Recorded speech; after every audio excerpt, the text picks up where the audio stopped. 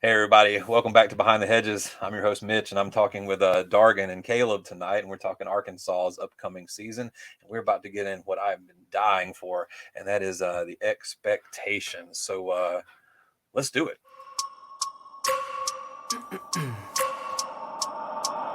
I wake up every minute with the fever dreams. I push my mind to a limit where it needs to be. I work blind, got vision I don't need to see. I'm picking mind over matter, I believe in me. I need to find more hours in the day to breathe. Need to find more power in the way I be. Where's the head bob, Caleb? Where's it at, baby? I was doing it, man. I didn't want Patrick to see me again and call me out. I was trying to subtly do it. That's lame, dude. You can see me in the little preview window down there, just like the little dancing baby on Murphy Brown. There's a reference for you. I'm glad you're the only one that can hear me when we're backstage, because I might bust out my own freestyle one of these days. It's gonna be crazy. I hear you. All right, so this is the thing I've been dying for. When I had Tidwell on last time, and we were talking about Auburn and Harsin and things like that, we actually did this show out of order. We started with expectations and approval rating, and I asked him. You guys watch Josh Pate? You watch Late Kick with Josh Pate?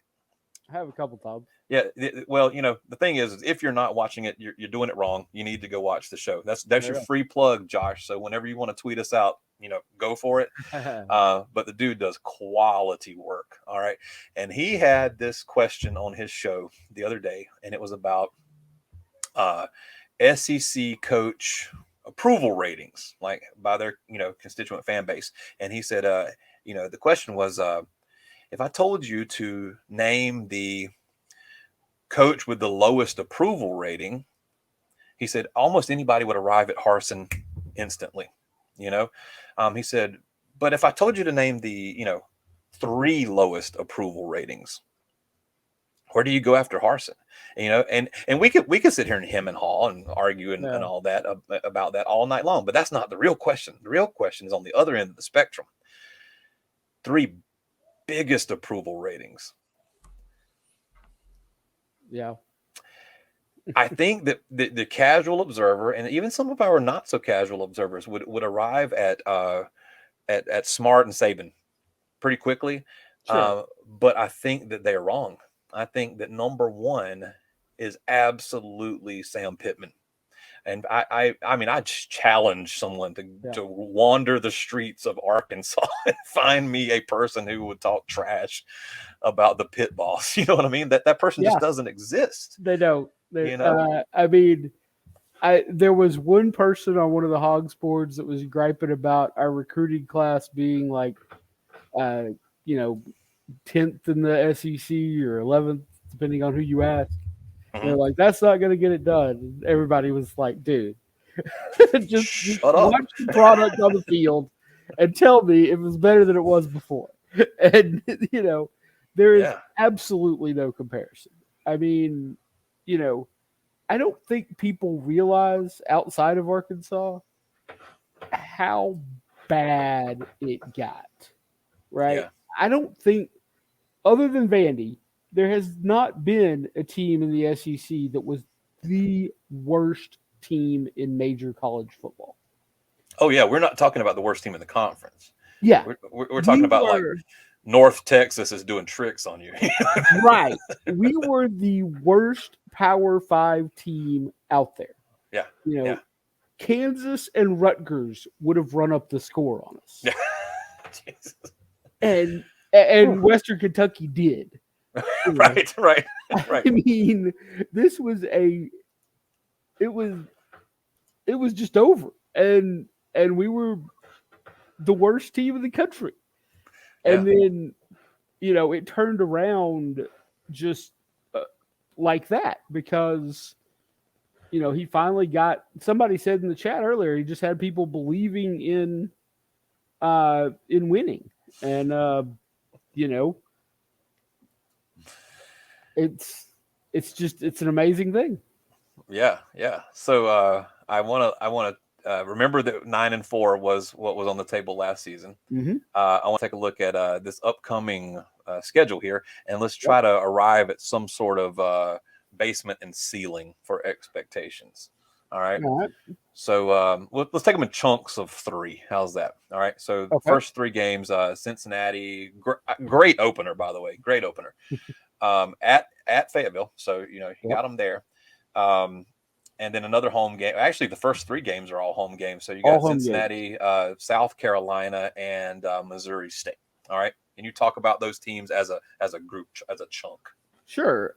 So Cincinnati, like we said, was a very good team the last couple of years. They lost a lot of people, and we're going to see where they stand as a program and where we stand as a program. If Desmond Ritter were coming back and KJ were graduating, I'd probably pick Cincinnati. Mm-hmm. But KJ's back, Desmond Ritter left. I think we can win that game if we bring what we need to. So I'm going to say we'll probably win that one. South Carolina. Does the win give you more momentum than the average season opener? Oh yeah. Oh, absolutely. Okay. So the fuse is lit. Rice is not the same as opening with Cincinnati. Right. Sure. South Carolina. What's interesting about that game is 2/3 of the offense on the South Carolina side may be Oklahoma transfers. If Jaden Hazelwood does what he can, we may do the same. So that will be interesting. There'll be at least, I think South Carolina will have 2 or 3 starters who transferred from Oklahoma. We'll have at least one. Yeah, Stogner, Austin Stogner's there too. Yep. And so, I mean, I think we're ahead of where South Carolina is. It's 2 teams that are, I think, on the way up. But I think we're ahead of them, and it's at home. I think we have a good shot in that game as well. Okay. So I'm assuming you like your chances against Missouri State also. Well, what's interesting about this Missouri State game, normally it wouldn't be worth even really mentioning, but there happens to be a fella coaching at Missouri State who, maybe somebody should give him a motorcycle again. His name is Bobby Petrino. Yeah. And so I think, look, that team and Bobby are going to be motivated as hell to come in and try to make some noise in Fayetteville. Yeah. I don't think they'll be able to, but, that's not your average one AA game, right? Sure. Or, sorry, FCS. Because that's the second best team in that conference after North Dakota State. That they're not a terrible team. Right. But that said, we absolutely they're not Arkansas. Yeah. And so, but you start the season with 3 quality opponents, but quality opponents that you should beat. So we're looking 3-0, and then you come into the next quarter of your schedule with Texas A&M at their place, Alabama at your place. Texas A&M is at Jerry World. Oh, right. I see now. It just says I just was looking at Texas underneath. Yeah, right. Arlington. Right. Yeah. A neutral site. Is that what this? We seem to do fairly well there. Okay. So, did you guys play them there last year? Yes. Okay. We essentially play them there every year. It's the Southwest Classic. Okay. That is apparently going to rotate between them and Texas in the future when or Jerry Jones has said he wants it to. So that will be interesting. I don't think A&M will like that very much. A&M will probably make us come to Kyle Field if we ever try to put Texas in the Southwest Classic, actually. given the way that works. So I think A&M is a toss-up game. On the whole, they're more talented than we are, just barely. But we don't know who their quarterback's going to be, or if we do, he hadn't had any experience with them. Yeah, I think the MO for Texas or A&M is going to be very talented, not much experience. I think that's that's kind of it, right? So are your older, saltier, more seasoned guys going to be able to, fend off the whippersnappers? Right. Yeah. So, I mean, I think that's a toss-up game. it makes a difference that we get to call that a road game. We don't have to go to Kyle Field. But then if we beat Alabama, that's gravy. I mean, hey, I think they came to Fayetteville. It was Bielema's last year. They came to Fayetteville and we dropped a pass in the end zone that would have beat them. So it's possible. The other thing I was going to say about that is we knew that things had changed in '98 when Bama came in. I think it was the first or second SEC game, and we beat them 42-6. And Anthony Lucas had 3 touchdowns, 3 receiving touchdowns, and because they decided they were going to make Sterner pass, and so he did. Yeah, and the thing about Clint Sterner is, he wasn't going to win any awards for being able to get out of the way of anything, but he could throw the ball. Yeah. So out of this stretch with A&M, Alabama, Mississippi State, what is your honest opinion here? What's your record out of these 3 games? I think we got to win one of them, and Mississippi State is the most likely. But at Mississippi State has not been the easiest place for us to play either. So, like I say, we got to win one of them because I think we'll lose way too much. Brandon, he must have missed the earlier part of the show. He did. So I think we win. I think we win one of them. I think we lose some of the momentum, but I think we do win one of these, which gets us to what, 4-2? Yeah, halfway through 4-2. Okay. So look at the next 3: BYU, Auburn, and Liberty. Man. So we're going out to Provo. Who the hell made that decision? It's like you get all those home games at the start of the season. You got to go to Provo. I guess that's it. I don't know what to think of BYU. I haven't watched them a whole lot, but that is traditionally a fairly tough place to play. And I mean, should we beat BYU? Of course we should. Yeah, I think we should. It's but looking at this stretch of 3, if you drop one of those games, would you be shocked? No, not really. And I think BYU is the most likely one we drop, actually. Okay. I actually like you to go 3-0 in that stretch, but if you drop one, it's not a shock. I would say something about BYU real quick. One thing, that game is going to be probably at 1:00 Eastern time, midnight Central.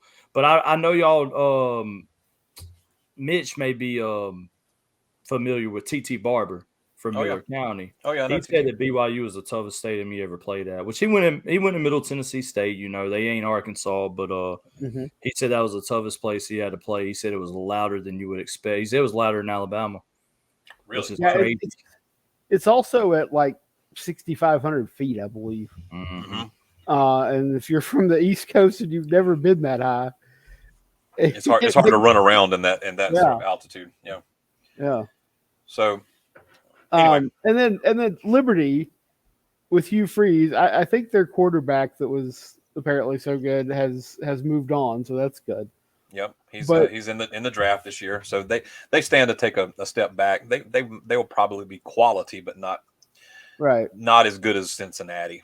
Not on that level. Sure. So, and probably not as good as BYU. In fact, I might even say BYU might not even be as good as Cincinnati, but who knows? Yep. That I think that this is a very winnable stretch of 3 games. And I think and if we pull them all, we'll be 7-2 at that point. Correct. Yes. All right. Yep. So let's assume 7-2 because that's best case scenario, and then go into the the last stretch of 3 here with LSU, Ole Miss, and Missouri. All right. Make the obvious call here. Missouri, I think, is a win for Arkansas. I think so. I should tell folks the story of, like I said, in 2019, we were the worst team in major college football. I don't live in Arkansas, by the way, guys. I live in Alabama. Mm-hmm. And so I am approximately 700 miles away from Columbia, Missouri.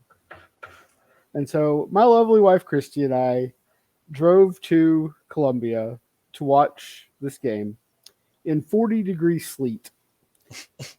And there are several Mizzou fans in Columbia who will remember the people that drove 700 miles to watch the worst team in major college football and sit in the frozen rain. Yes. Nice.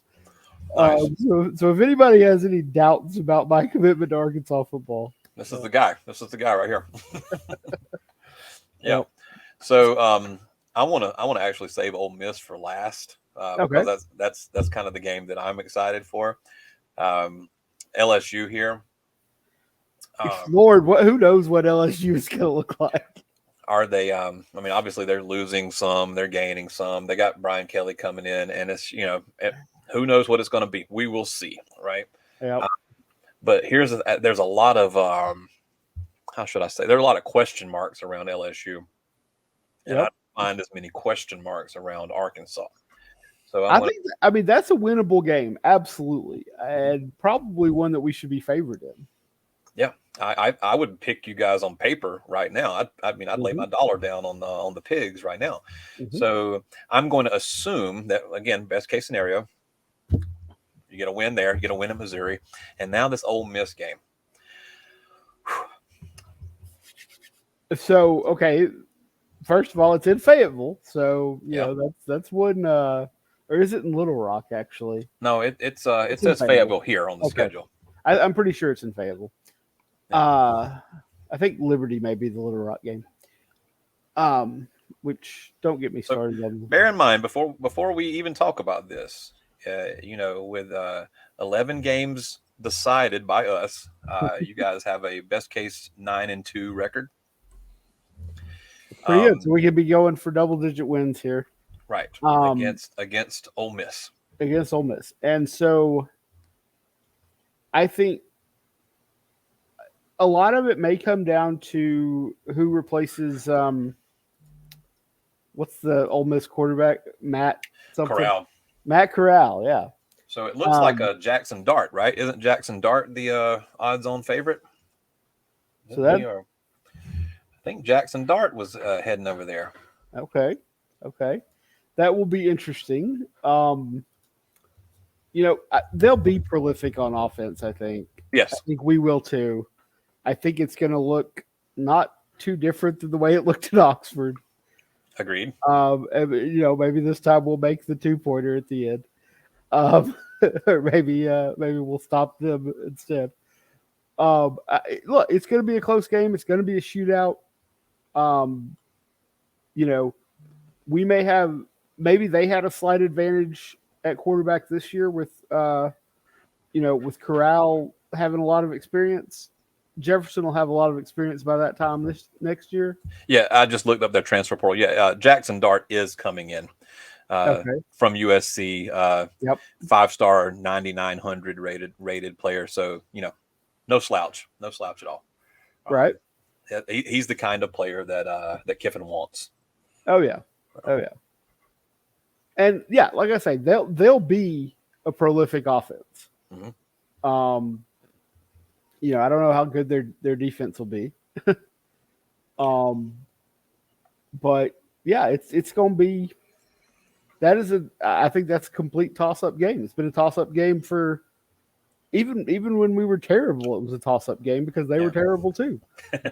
It's a game I'm frankly looking forward to. So here we are. We're sitting on 9-2. If you guys win this one on the 2-point conversion at the end, then you're looking at 10-2. And is it fair to say Arkansas ceiling is 10-2? What do you think, I Caleb? think our ceiling is 11-1. Actually, You think so? yep. Because I think we could beat both A&M. I think we had 2 losses in that A&M and Mississippi State and Bama stretch. We could win 2 of those. Yeah. I'm calling Alabama a loss, and I'm calling A&M and Ole Miss half losses. Okay. And so I'm saying that you guys pick up a second loss in the aggregate, and so it's going to come from somewhere. I'm not sure where, but the likely suspects will be, here, and here. Right.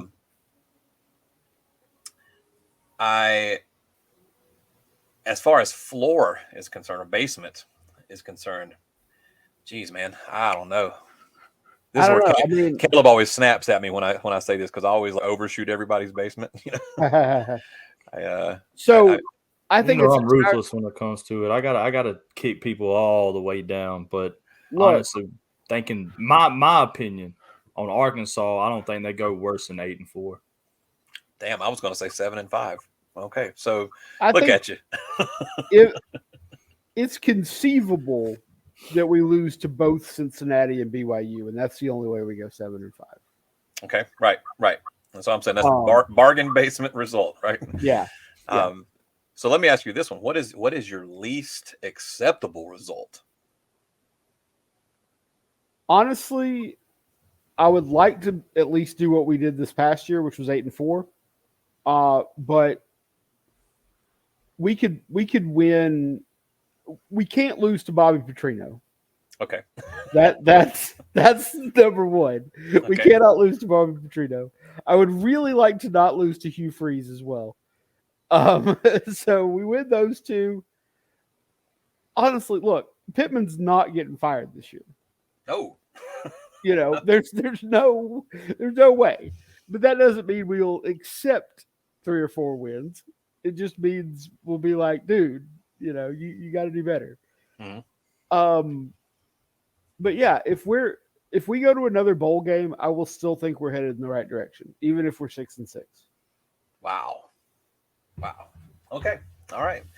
I'm going to just go on the record. I think the best Arky team is going to be 10-2, and I think that I'll stick with 7-5. Bottom, basement right here. This involves losing some games you shouldn't, and also KJ gets hurt and stuff like that. You know what I mean? Like, it goes completely off the rails. 7-5. So the most likely scenario is going to be somewhere between that 7 and that 10. Mm-hmm. If I told you right now that you were going to wake up in January and your record was going to be 8-4, same as last year, but you're going to have a win against Kiffin and a win against Petrino, and let's say a 1-score loss to Bama and A&M. Fair enough. Would you just be all right with that? That would be good. You'd be happy. Yes. I would absolutely be happy with that. Now, that doesn't mean that I'm going to just not root for us to win every game, obviously. Mm-hmm. But, if we do the same thing we did this year, I think that the typical Arkansas fan will be just as happy. Okay.